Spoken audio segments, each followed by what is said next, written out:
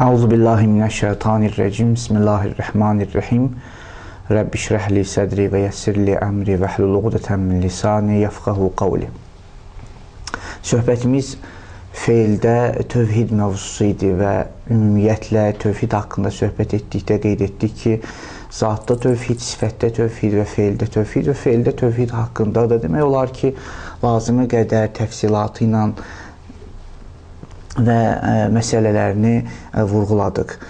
Lakin sonda belə demək olar ki, yəni sonda nəinki axırıncı söhbət, bir neçə söhbətdə mən istərdim ki, bir neçə məsələni vurğulayım ki, əsas məsələlərdəndir və feildə tövhiddə əsas mövzulardandır və xüsusilə insan həyatında böyük təsirə malikdir. Bu da ədalət mövzusu, qəza və qədər və bəda mövzularıdır ki, inşallah biz söhbətlər və bir neçə söhbət əsnasında, bir neçə söhbətdə bu məsələlərə işarə edəcəyik inşallah. Lakin bugünkü söhbətimiz ədalət mövzusudur, Allahın ədaləti. Yadımızda olsa, biz keçən söhbətlərdə genişliyi ilə Allahın hikməti haqqında söhbət etdik və ümumiyyətlə vurğulandı ki, hikmətin 3-4 mənasına işarə etdik və sonuncu mənası ki, qəbahətli işlərdən uzaqlıq və nalayiq işlər etməmək hikmətin 4-cü mənası idi ki, qeyd olundu ki, ədalət məhz bu mənanın şaxələrindəndir ki, biz mənasını qeyd etdikdə daha da aydın olacaq inşallah. Lakin hər bir şeydən öncə ədalət mövzusunun əhəmiyyəti haqqında mən vurğulamaq istərdim ki, ümumiyyətlə bu mövzu tarixdə və insan həyatında böyük əhəmiyyətə malikdir. Yəni, ilahi ədalət haqqında danışılır. Ümumiyyətlə, ədalət mövzusu və xüsusilə ilahi ədalət haqqında danışdıqda bunun əhəmiyyətinə varmaq lazımdır ki, söhbətlər və bu haqda olan mövzular insan həyatında da mühüm rol oynayır. Yəni, bircə yerə bəhs edilməmişdir və bu məsələ ortaya atılmamışdır və xüsusilə də biz əgər diqqət etsək, ədalət sifəti, Allahın ədalət sifəti dinin əsaslarından biri sayılır. Buna görə ilk növbədə, yəni əhəmiyyətləri mən 3 yerə burada bölmüşəm. İlk əhəmiyyət, yəni ədalət mövzusunun əsas əhəmiyyətlərindən biri insan həyatında tərbiyəvi rola malikdir. Ümumiyyətlə, ədalət mövzusu insan həyatında tərbiyəvi rola malikdir və bundan əlavə qeyd olunduğu kimi burada ictimai münasibətlərdə və həmçinin zülmü aradan qaldırmaq məsələsində misilsiz rol oynayır ədalət mövzusu. Yəni, insanların bir-biri ilə münasibətlərində və həmçinin hakimiyyət, dövlət, ümumiyyətlə insan yaşam tərzində ədalət mövzusunun böyük əhəmiyyəti var və ədalət tamamilə zülm anlayışının qarşısında dayanır və böyük rola malikdir. Digər bir məsələ ədalət mövzusunda, yəni biz birinci əhəmiyyət, ədalət mövzusunun birinci əhəmiyyəti məhz insan həyatında, insan cəmiyyətində, ümumiyyətlə sosioloji bir əhəmiyyət dolu bir məsələdir birinci əhəmiyyətə görə. Lakin ikinci məsələdə ideoloji bir əhəmiyyət nəzərdə tutulur. Yəni, tarix boyu ümumiyyətlə bu belə bir şüar mövcuddur və bu məsələ hamı arasında məruf və məşhurdur ki, qeyd olunur ki, əl-ədl və əl-ədlu və əl-təvhidu və əl-ədlu ələviyyan vəl-cəbru və təşbihu əməviyyan. Bu, tarix boyu bu bir məşhur bir şüara çevrilmişdir ki, ümumiyyətlə, tövhid və ədalət prinsipi əhl-i beytə məxsusdur. Lakin cəbr və təşbih və yaxud antropomorfizm və ya fatalizm əqidələri əməvi hakimiyyətinə xasdır. Yəni, bu,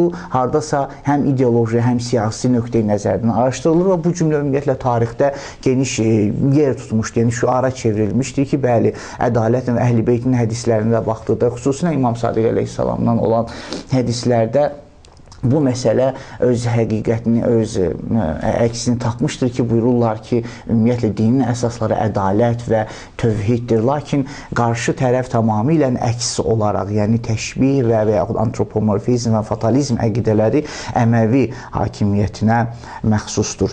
Üçüncü məsələ də, üçüncü əhəmiyyət də bu ikinci əhəmiyyətdən biganə deyil, fərqli deyil. Yəni tarix boyu ümumiyyətlə həm ideoloji, həm siyasi nöqteyi nəzərdən yenə də bu üçüncü məsələni araşdırmaq olar. Tarix boyu hətta bu mövzulardan, ideoloji təfəkkürlərdən, ümumiyyətlə təfəkkürdən hətta hakimiyyətlər, dövlətlər də istifadə etmişlər, sui-istifadə və yaxud ümumiyyətlə yəni bəhrələnmişdirlər mənfəətləri istiqamətində. Bu səbəbdən bəzən görürük ki, yəni tarix boyu bəzi əqidələr ideoloji olaraq, təfəkkür olaraq yaranır, sonradan siyasiləşir və yaxud sosioloji həyata daxil olur. Lakin bəzi əqidə və təfəkkürlər əksinədir. Yəni siyasi tərzdə meydana gəlir ilk növbədə. Məsələn, tarixdə, İslam tarixinin əvvəllərinə biz baxdıqda, məsələn, xəvaric təfəkkürə ilk olaraq siyasi bir təfəkkür kimi meydana gəlir. Sonradan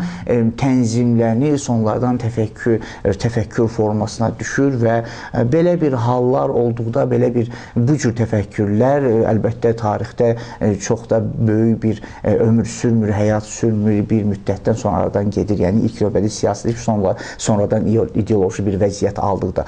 Lakin ilk növbədən təfəkkür halında meydana, ideoloji bir çərçivədə meydana gəlib, sonradan insan həyatında, yəni sosioloji həyatda və yaxud siyasi həyatda rövnəqləndikdə bunlar tamamilə fərqlidir. Əlbəttə bu bir geniş bir mövzu, ayrı bir mövzudur ki, başqa bir söhbət tələb edir. Lakin mən əhəmiyyət olaraq bunu qeyd etmək istərdim ki, biz ədalət mövzusu belə bir böyük əhəmiyyətə malikdir ki, yəni həm insanın feili, yəni hazırki aktual həyatında böyük rol oynayır, həm ideoloji həyatda böyük əhəmiyyətə malikdir. Belə ki, şüara çevrilir və həm ümumiyyətlə siyasi bir nöqteyi nəzərdən də böyük əhəmiyyət daşıyır. Yəni bu səbəbdən bu əhəmiyyətləri biz yan-yana ki, bir-birinin kənarına qoyub nəticə alırıq ki, ümumiyyətlə ədalət mövzusu hamının bildiyi kimi təfəkkürdə, yəni dinin əsaslarına, əgər usul-i din 5 yerə biz bölürüksə, onlardan biri məhz ədalət sifətidir. Çünki tarix boyu firqələr və təfəkkür sahəsində olan məzhəb və firqələrə biz baxdıqda görürük ki, əşərilər tamamilə əks bir mövqedə dayanır. Lakin Mötəzili rasionalistlər və xüsusilə İmamiyyə təfəkkürü ki, bu təfəkkürə, Mötəzili və İmamiyyə təfəkkürünə ədliyyələr, yəni bu təfəkkür sahiblərinə ədliyyə də deyilir, yəni ədalət tərəfdarları. Bunlar tamamilə əks istiqamətdə dayanır ki, Allahın ədalətindən himayə edir və Allahın ədalət sifətini əsas prinsiplərdən sayılır. Bu səbəbdən həm Mötəzili rasionalist bir sahədə və həm İmamiyyə təfəkküründə dinin əsaslarından sayılır ədalət. Bəs bu ədalətin ümumiyyətlə əhəmiyyəti mövzusunda qeyd etdik ki, yəni böyük bir əhəmiyyətə malikdir. Lakin ümumiyyətlə biz ədalət dedikdə, ilahi ədalətdən söhbət etdikdə nəyi nəzərdə tuturuq? Yəni biz dedikdə ki, Allah Teala adildir, ya ümumiyyətlə ədalət mənasından biz danışmaq istəyəndə, hələm yenə də belə deyək, ümumi mənada qeyd edək ki, sonradan biz ilahi ədalət haqqında söhbət edək. Ümumi ədalət mənası haqqında söhbət etdikdə biz nəyi nəzərdə tuturuq? Yəni ədalət, yəni bərabərlik, yoxsa fərqli məna daşıyır? Yəni ilk öncə primitiv bir mənanı nəzərə aldıqda hardasa ola bilsin, belə fikrə gəlsin ki, ədalət yəni bərabərlik, müsavat və qarşılıqlı olaraq hər bir kəsə bərabər şəkildə nəzarət etmək. Lakin görürük ki, xeyr, bu məna məqsədə uyğun deyil. Bu səbəbdən ədalətin ümumiyyətlə 3 məna qeyd olunmuşdur. Birinci məna, bəli, birinci mənada bəziləri elə hesab edirlər ki, ədalət bərabərlik mənasını daşır. Lakin bu məqsədə uyğun deyil, ədalət bərabərlik ola bilməz. Yəni bu, biz sonraki mənaları qeyd etdikdə bu məna da öz həllini tapacaq. İkinci mənada ədalət, yəni başqalarının hüququnu riayət etmək. Bu əsas mənalardan biridir. Ümumiyyətlə biz ədalət dedikdə daha, yəni əsaslı bir söz bundan ibarətdir ki, hər hansısa bir, yəni ədalətli qanun, biz qanunlar çəkir, yəni cəmiyyəti nəzərdə alırıq. Cəmiyyətdə həm fərdi həyatda əlbəttə əldə mövcuddur, həm cəmiyyətdə qanunlar mövcuddursa, bu qanunlar ədalətli və ədalətsiz qanunlara bölünə bilər, yəni təqsim ola bilər.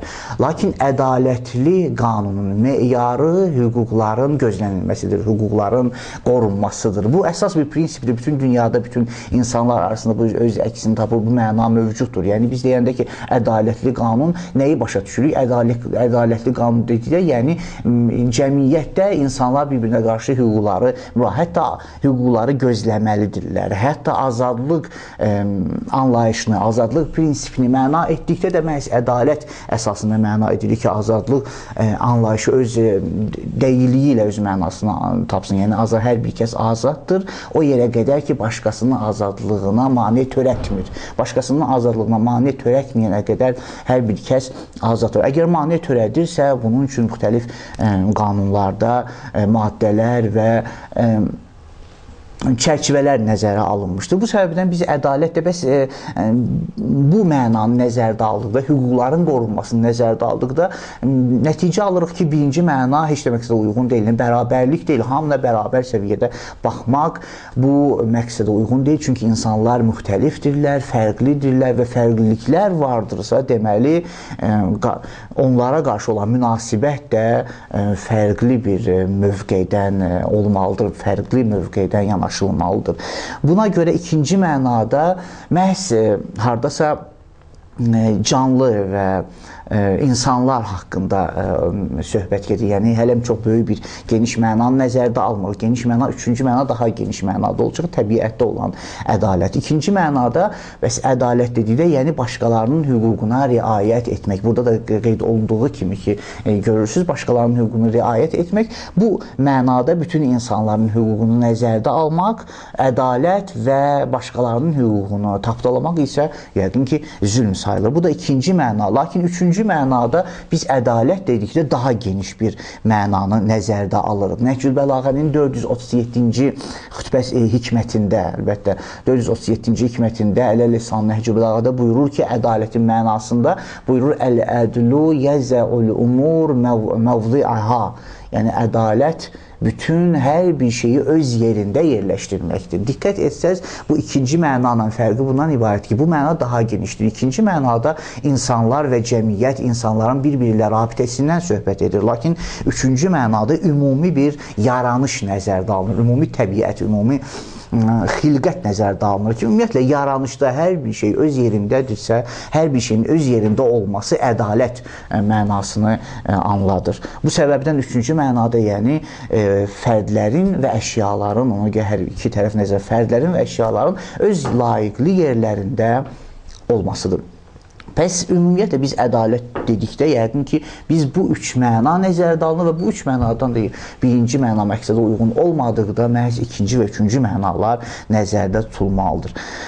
Digər bir məsələ ümumiyyətlə, lakin digər bir məsələ isə ədalət əhəmiyyəti mənasını biz vurğuladıqdan sonra gəlib çatırıq lakin ilahi ədalət məsələsinə. Allahın ədaləti dedikdə biz nəyi nəzər? Allah Taala adildir. Allah Taala biz müxtəlif sifətlər ki, Allah haqqında sadaladıq. Allahın sifətlərində bu haqda söhbət etdik, lakin gəldik məhz bir neçə sifətdə mərkəzləşdik. Bir neçə sifətdə öz söhbətimizi qabağa irəli sürdük. Xüsusilə hikmət sifəti ki, biz o haqda geniş söhbət etdik. Yəqin ki, mənası məlum oldu ki, biz nəyə görə hikmət haqqında danışdıq və sonraki söhbətlərdə də bu hikmət sifətinin əhəmiyyəti daha da öz həqiqətini tapacaq, daha da məlum olacaq ki, hikmət sifəti daha əhəmiyyətli sifətlərdəndir və həmçinin eləcə də ədalət sifəti. Yəni, biz başqa sifətlərdən çox ədalət sifəti haqqında bəhs edirik. Ümumiyyətlə, kəlam elmində, əqaid elmində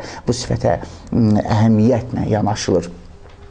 Bu səbəbdən ilahi ədalət əsas mövzulardan, yəni hardasa təkrar edirəmsə, çünki əhəmiyyət dolu olduğuna görə mən bu məsələləri təkrar edirəm. İlahi ədalət məsələsinə gələndə biz ilahi ədaləti necə başa düşürük? Bəli, mənalarını bildik ədalətin mənalı, lakin Allah Taala adildir nə deməkdir? Allahın ədalətində məhz üç çərçivədə, üç təsnifdə biz anlaya bilərik. Ona görə Allahın ədalətini hardasa üç yerə bölmək olar. Yəni, ümumi ümumi mənada biz təkvini ədalət, təşrii ədalət, cəza və mühakimə ədaləti nəzərdə əqaid və kəlam elmində bu üç ədalət haqqında geniş söhbət etmişdilər, geniş söhbət olunmuşdur ki, onlardan biri təkvini ədalətdir, daha sonra təşrii ədalət və daha sonra mühakimə ədalət. Allah Teala həm təkvində adildir, həm təşridə adildir və həm mühakimədə adil. Lakin bunların mənası nə deməkdir? Biz təkvini ədalət dedikdə ilk öncə təkvini ədalətdən başlayır. Keçən söhbətlərdə,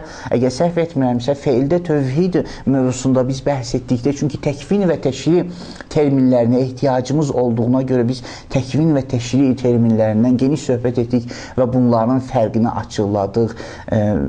Mən bir daha burada təkrar etmirəm, lakin qısa və konkret olaraq ümumiyyətlə təkvin dedikdə, təkvin yəni təbiət və yaxud təkvin dedikdə insan məhz tamaşaçı mövqeyindən çıxış eləyir. Lakin təşri dedikdə, yəni qanun və insan oyunçu və iştirakçı mövqeydən iştirak edir. Qısa və konkret, yəni hardasa bunun fərqini vardıq. Əlbəttə, oyunçu və iştirakçı dedikdə xüsusi kriteriyalar və xüsusi meyar çərçivəsində. Yenə də bizim ədalət mövzusunda da bu anlayışa ehtiyacımız var. Yəni biz təkvini ədalət dedik. Yəni xilqətdə olan ədalət. Necə ki, burada da siz müşahidə edirsiniz, qeyd olunun mənasında ki, Allah Teala hər bir varlığa ləyaqəti və istedadı qədər nemət verir. Yəni təkvini ədalətdə bütün yaranışdan, bütün təbiətdən söhbət gedir. Bütün təbiətdə Allahın ədaləti mövcuddur. Nə deməkdir Allahın ədaləti mövcuddur? Yəni Allah Teala hər bir yaranışı, hər bir varlığa öz istedadı qədər nemət vermişdir və heç bir qabiliyyəti cavabsız qoymuyor. Hər bir kəsə öz qabiliyyəti, hər bir şeyi öz layiqi yerində yerləşdirmişdir. Biz təbiətə baxımda nizami tövhid mövzusunda da nəzm dəlil, teleoloji dəlil məhz bu mənanı bizə çatdırır. Teleoloji dəlilə əsasən görür ki, hər bir şey nəzm və nizam qurulub. Hər bir şey öz yerində dayanır. Quran ayələri də buna işarə edir ki, diqqət etdikdə günəş, ay, bunların bir-birlə münasibəti, gecə, gündüz, sularda olan gəmilər, yəni bu gəmilərin hərəkəti, insanların bəhrəsi, canlı və cansız əşyalar, bunların münasibəti, bunları nəzərdə aldıqda görürük ki, hər bir şey həqiqətən də öz yerində yerləşmiş və öz layiqi yerində yer tapmışdır. Bu təkvini ədalət sayılır. Quranda da Allah Teala bu mənanı işarə etmişdir. Quranda Allah Teala buyurur ki, Ali İmran surəsinin 18-ci ayəsində buyurur ki, Şəhidallah ənəhu la ilahə illa huvə vəl mələikətu və ulul ilmi qaimən bil qist, la ilahə illa huvəl əzizul həkim. Ədaləti qaim edən, ədaləti bərpa edən Allah Teala şahiddir ki, ondan başqa bir Allah yoxdur. Məhz və həmçinin mələikələr və elm sahibləri də Allahdan başqa Allahın olmamazlığına şahiddirlər ki, odur əziz və həkim. Bu təkvini ədalətin mənasıdır ki, təbiətdə ədalət mövcuddur. Lakin təşrii ədalət dedikdə nəyi nəzərdə? Təşrii, yəni qanunların ədalətli olması, şəriətdə hər bir insanın hər bir insanlara aid olan qanunların ədalətli şəkildə icad edilməsi, bunda biz dedikdə iki əsas məna nəzərdə alınır. Birinci məna bundan ibarət ki, ümumiyyətlə Allah Teala insanların səadətə nail olması üçün lazım olan agahlıq və şəraiti insanlar üçün təmin etmişdir. Bu birinci mənada təşrii ədalət, yəni ümumiyyətlə insan, Allah Teala insanı yaradır. Biz hikmət mövzusunda da qeyd etdik ki, Allah Teala həkimdir, yəni insan ümumiyyətlə həkimdir, yəni Allah Teala hər bir şeyi hədəf əsasında yaratmışdır və insanın yaranışı da hədəflidir. İnsan səadətə, kamilliyə nail olmaq üçün yaranmışdır. Yaxşı, səadətə və kamilliyə nail olmaq üçün yaranmışdırsa, bu səadət və kamillik istiqamətində də insana apara biləcək agahlıq və şərait lazımdır. Əgər bu agahlıq və şərait icad olunmasa, təmin olunmasa, bu hikmətdən kənardır və həmçinin ədalətə ziddir. Lakin Allah Teala, yəni həm təcrübi yolla və həm əqli yolla dərk edirik ki, Allah Teala insanları kamilliyə, səadətə nail etmək üçün bütün şərait və agahlığı yaratmışdır. Bu nədən ibarətdir? Məsələn, peyğəmbərlər göndərmiş, vəhy etmiş imamlar, peyğəmbərdən sonra şəriəti davam etdirən əhl-i beyt və imamlar mövcuddur və həmçinin qanunlar, Qur'an və kitab göndərmişdir insan üçün. Yəni, insana lazım olan agahlıq və şəraiti icad edin, təmin etmişdir. Bu təşriyi ədalətin birinci hissəsi. İkinci hissəsi də bundan ibarətdir ki, heç bir kəsə öz gücündən əlavə də vəzifə vermə. Belə deyil ki, insanları məcbur edir ki, sən hər hansısa bir filan işi görməlisən, bir halda ki, ola bilsin o insana o işə gücü çatmır. Xeyr, Allah Teala bütün insanları öz gücü qədər, bütün insanlara öz gücləri qədər vəzifə və təklif vermişdir. Bu da təşriyi ədalət. Təşriyi ədalətin iki hissəsini diqqətlə nəzərə almaq lazımdır ki, birinci hissəsi, yəni insanlara lazım olan agahlıq və şəraiti vermiş. İkinci məsələ, hər bir kəsə öz gücü qədər vəzifə təyin etmişdir. Bu, Qur'an ayələrində də öz əksini tapır. Qur'anda Allah Teala buyurur, La nukellifu nəfsən illa vus'aha. Biz heç bir şəxsi öz gücündən artıq öhdəlik verməmişik, təklif etməmişik. Müminin surəsinin 62-ci ayəsində həmçinin Allah Teala buyurur, Qul əmərə Rəbbi bil-qist. Peyğəmbərə buyurur ki, ya Peyğəmbər, deginən ki, Allah məni ədalətə əmr etmişdir ki, Əraf surəsinin 29-cu ayəsində. Lakin üçüncü məna mühakimə ədalətidir. Biz ədalətin üçüncü mənasına gəlib çıxdı. Mühakimə ədaləti, yəni Allah Teala hər bir kəsi öz rəftarı və əməli qədər ya mükafatlandıracaq, ya cəzalandıracaq. Əgər əməllər gözəl və yaxşı olarsa, layiqincə olarsa, Allah Teala o qədər əməlləri və rəftarı qədər, yəni insanların əməlləri, gözəl əməlləri və rəftarı qədər onları mükafatlandıracaq. Amma əgər əməl və rəftar nalayiq və yerində olmasa, günah və fəsad törənərsə, Allah Teala məhz o fəsad və günah qədər insanları cəzalandıracaq. Buna da mühakimə ədaləti deyilir ki, Qur'anda müxtəlif ayələrdə bu məna öz əksini tapmışdır. Ənbiya surəsinin 47-ci ayəsində Allah Teala buyurur və nəzə'ul məvazinəl qist liyevmil qiyamə fəla tuzləmu nəfsun şeyən. Biz qiyamət günü ədalət tərəzilərini aşkar edərik, ədalət tərəzilərini bərpa edərik və heç bir kəs zülm olunmayacaq o gün. Və həmçinin digər bir ayda buyurur, İnnəhu yəbdəul xəlqə sümmə yu'iduh liyəcziyəlləzinə amənu və amilus salihat bil-qist. Biz hər bir kəsi yarandıqdan sonra yenidən bir dünya verərik hər bir kəsə ki, qiyamət gününə məada işarət, yenidən bir dünya verərik hər bir kəsə ki, etdiklərinin nəticəsini orada görsünlər. Həmçinin digər bir ayda Yunus surəsi 4-cü ayə qeyd etdik. Həmçinin digər ayədə Allah Teala buyurur ki, İsra surəsində və ma kunna muazzibin hətta nəb'əsə rəsulən. Biz hər hansı bir ümmətə peyğəmbər göndərmədikdə onları əzab etmədik. Yəni, bu birinci mənada ki, qeyd etdik ki, Allah Teala agahlıq və şərait təmin etmişdir. Məsələn, peyğəmbərlər göndərmiş, kitab və vəhy göndərmiş, bu ayə məhz bu mənanı əks etdirir. Digər bir ayədə Allah Teala buyurur ki, Tövbə surəsində, həmçinin Rum surəsində bu məzmun öz əksini tapır. Buyurur, فَمَا كَانَ اللّٰهُ لِيَظْلِمَهُمْ وَلَاكِنْ كَانُوا أَنفُسَهُمْ يَظْلِمُونَ. Allah Teala heç bir kəsə zülm etməz. Əgər cəzalanırlarsa, hər bir kəs cəza görürsə, onlar öz əməlləri nəticəsindədir ki, cəzalanırlar. Bu da mühakimə ədaləti haqqında. Ümumiyyətlə, Allahın ədaləti haqqında biz dedikdə Allah Teala adildir, çox primitiv bir mənada sübut və dəlil bunu qeyd edə bilərik ki, ümumiyyətlə, ədalət, mütləq qüdrət və hikmət sifətlərinin məcmusudur. Yəni, biz əgər mütləq alimdirsə Allah Teala ki, qeyd etdik, bəli, Allahın sifətləri mövzusunda deyil, Allah Teala mütləq alimdir, mütləq ehtiyacsızdır, qüdrət sahibidir, ehtiyacsızdır, qənidir və hikmət sahibidir. Belə bir sifətlərə malik olan insan təbii və labüddür ki, ədalətli olmalıdır. Lakin ədalətsizlik nədən irəli? Ədalətsizlik ya elmsizlikdən nəticələnir, ya ehtiyacdan və ya hədəfsizlikdən. Bir halda ki, qeyd etdik ki, Allah da həm alimdir, həm ehtiyacsızdır, qənidir və həm hikmət sahibidir. Bu da ədalətə, yəni sübutdur ki, məhz Allahın ədaləti mövcuddur. Allah ədalət sahibidir. Həzrət Əli əleyhissalam sonda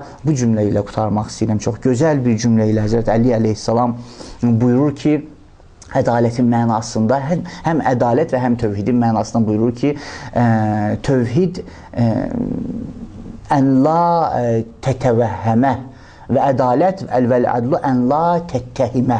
Çox gözəl bir cümləyə Əli əleyhissalam buyurur ki, tövhid odur ki, Allahı xəyalında canlandırmayasan. Ədalət isə odur ki, onu ittiham etməyəsən.